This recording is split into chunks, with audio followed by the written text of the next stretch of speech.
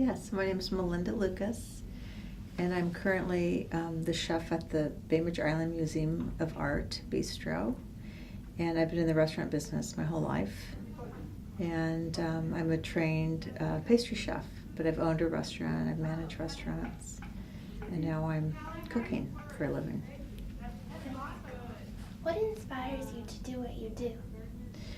Probably my love of food and community, and I was raised in a background with my family had a restaurant when I was growing up, so I was always surrounded by food, and my mother was a great cook, and we always had big family dinners, so I'm still very passionate about what I do.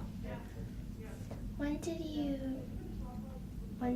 know that was what you wanted to do with your life? Well, I started cooking at an early age. I worked in the family restaurant when I was in high school, and then I went, after high school I went to business school, and I didn't feel fulfilled. It wasn't the right spot for me. So when I was a freshman in college, I knew it wasn't the right place for me. So then I applied to and ended up going to the Culinary Institute in New York. It's a 2-year program that teaches cooking and pastry and restaurant and hotel management. So I would say, so when I was about 19 is when I made that decision. Cool. What are some important skills to have if anyone wanted to go into your career? Important skills? Well, restaurant business can be tough, so you have to be passionate about it. I think that's really important, to have the passion.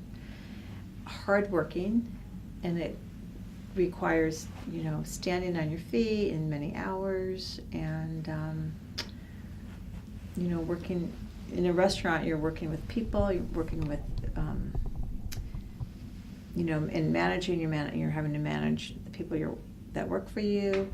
You're having to get along with the customers. So you have to find the balance between working with people, working with customers, which can sometimes be difficult, but very rewarding. So I think you have to have patience and just that hard work ethic, and also the passion, because it's hard work. So you have to really love it. That's cool. How long have you been in your profession? Well, let's see. I am 57, and I started my first job, I think I was 21, so it's been several years, but I worked in the family business I think I started when I was about 15, my family's restaurant. So it's been a long time, more than the majority of my life. What are some of the highlights of your job that you think are really great? I love my current job. I love being able to be creative, and my job has given me a lot of room for creativity. They trust me, so I can change the menu, and I can do special events. I love doing catering. I love doing special events. I love being able to change the menu. I love the people, like my coworkers, the customers that come in. I've built a relationship with them, and I love my job. I love going in, and it doesn't feel like a job. It feels like, how lucky am I can go and be creative. Do you go to the museum a lot because it's so close by? I do. Because I work there. So I work there, but I don't spend a lot of time at the exhibits. I like to, we change the exhibits about 3 or 4 times a year, and we cater a big party for about 600 people.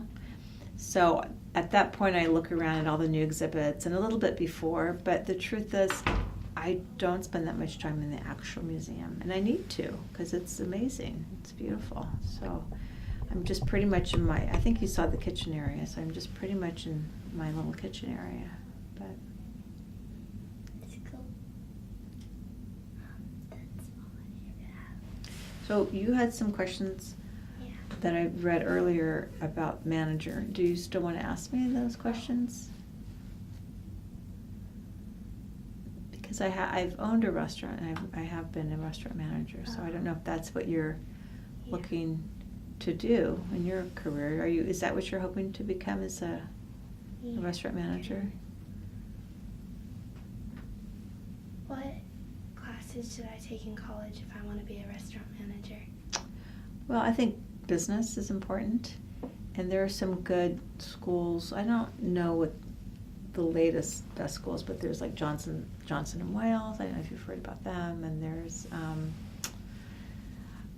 what are the other big names? There's some great, probably local schools you can go to as well. But I think probably finance, math classes, business classes, because you do have to have a business sense in order to be a manager. Because you do, part of being a manager, you manage people, you do scheduling, order food, you deal with the public, you've got to balance the numbers, keep the food costs low, keep the costs down.